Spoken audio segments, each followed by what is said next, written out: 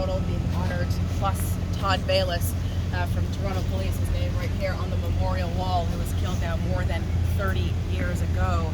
His brother, Corey Baylis, 2 years, Todd's junior, here to accept memorial plaque on his behalf, and he speaks to us now here on CP24. Thank you so much, Corey, for your time. What is it like being here today to honor your brother, to remember your brother? It's bittersweet. It's nice to know that people remember. It's important, but at the same point in time, it's the healing we do.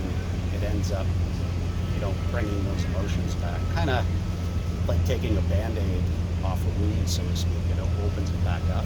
But it's important to remember, and it's comforting to myself and my mom that the rest of my family, that people do remember. Is that a fear that a family has, when an officer passes away decades later, that people will forget, that their name won't continue to be spoken, to be remembered, to be honored? It's a tough question to answer.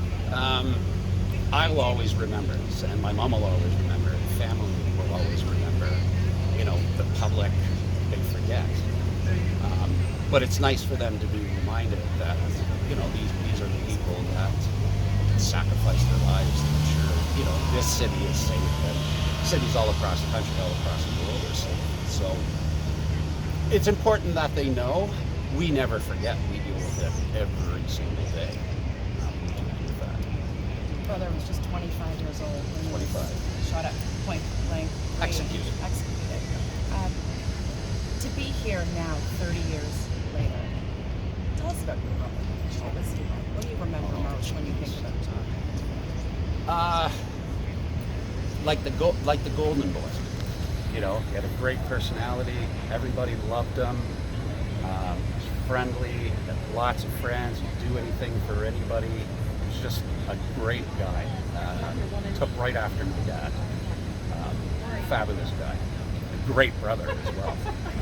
My biggest supporter. I remember back to the days being young. If I got picked on in school, he'd be the first person there, to stick up for me. He'd do the same thing for his friends. Anybody. How do you know the risk? Or your father was a police officer, sergeant, detective at 31. Did your brother understand the risk every day when he went on that year? He understood. Because my dad spoke to him about it before he was ever hired. My dad didn't want him to be a police officer, not for that reason, right? But my dad, he always did.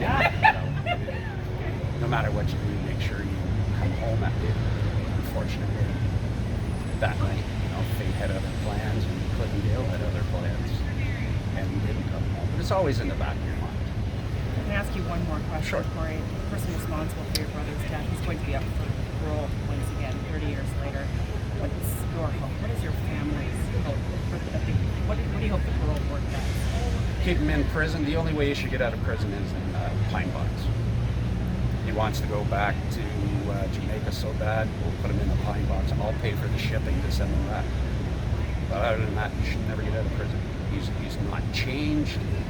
He hasn't accepted responsibility. He keeps changing the story about what happened. He has no remorse. As I've said before in the last parole hearing, a leopard can't change his spots. So I want him there forever. Thank you so much, Corey, for speaking to us, for helping us understand who it was. Thank you. You're welcome.